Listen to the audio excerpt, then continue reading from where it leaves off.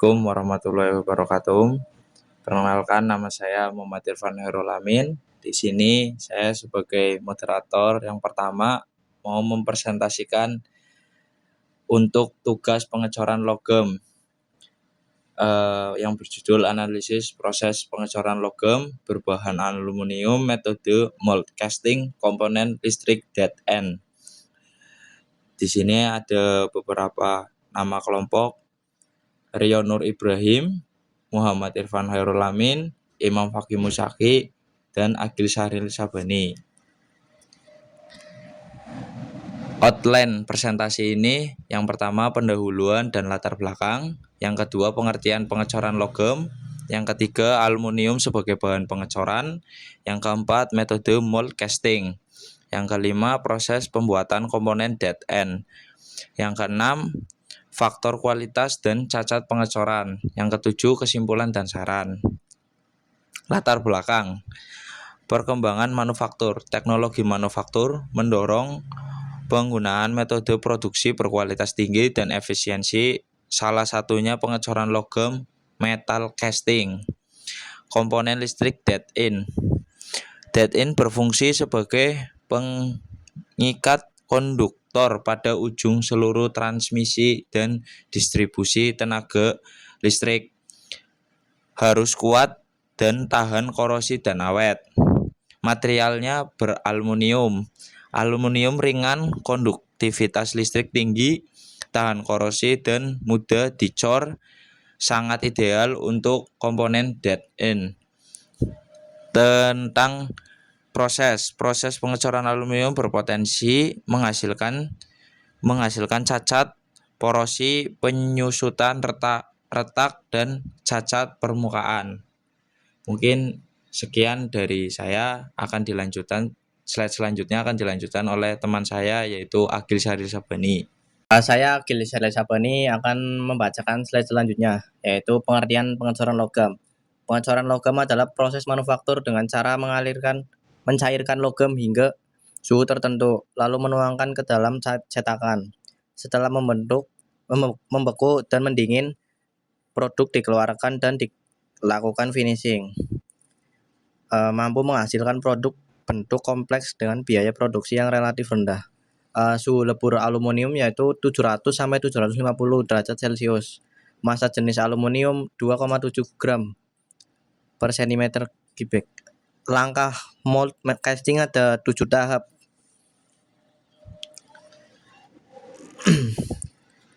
Aluminium sebagai bahan pengecoran. Berat ringan, massa jenis 2,7 gram per cm. Tahan korosi, lapisan oksida alami pelindung. Konduktivitas tinggi, penghantar listrik yang baik. Mudah dicor, fluiditas tinggi, mudah dibentuk. Rasio kekuatan atau berat, kekuatan mekanik baik dan ringan. Mold casting, metode pengecoran menggunakan cetakan, pasir, logam, atau material tahan panas untuk membentuk logam cair menjadi produk yang diinginkan. Yang pertama, membuat pola sesuai gambar teknik produk. Yang kedua, pembuatan cetakan, saluran masuk dan riser. Yang ketiga, peleburan aluminium 700 sampai 750 derajat hingga cair. Yang keempat adalah penuangan logam cair melalui sistem saluran. Yang kelima, pendinginan dan pembekuan, membeku sesuai cetakan. Yang keenam, pembongkaran cetakan, produk dikeluarkan. Yang ketujuh, finishing dan inspeksi, potong cor, QC akhir. Untuk slide selanjutnya akan dibacakan oleh Imam Fakih Musaki. Saya Imam Fakih Musaki akan melanjutkan slide selanjutnya. Proses pembuatan komponen band end. Pembuatan pola dibuat sesuai gambar teknik komponen di end sebagai acuan pembuatan rongga cetakan. Pembuatan cetakan dibuat dari besi, matres dan sama dengan bahan pengikat, dilengkapi saluran masuk, gate, vent, dan reset.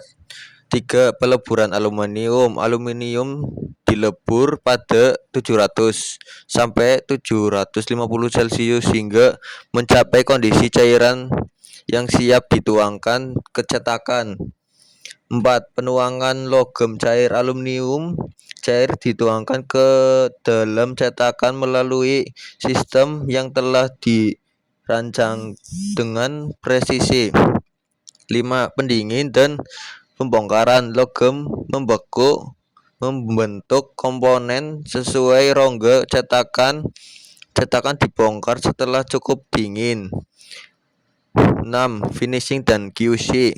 Produk dibersihkan, seluruh cor dipotong, kemudian dilakukan pemeriksaan kualitas akhir. Faktor kualitas dan cacat pengecoran. Faktor yang mempengaruhi kualitas cor. 1. Temperatur penuangan yang tepat.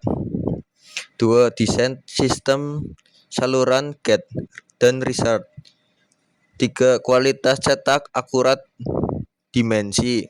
4. Cetakan pendingin yang terkontrol. 5. Pembersihan logam cair bebas inklusi. Cacat pengecoran pada komponen DN. Porositas sama dengan rongga peleburan gas terlengkap. Shrinkage sama dengan penyusutan saat pembekuan.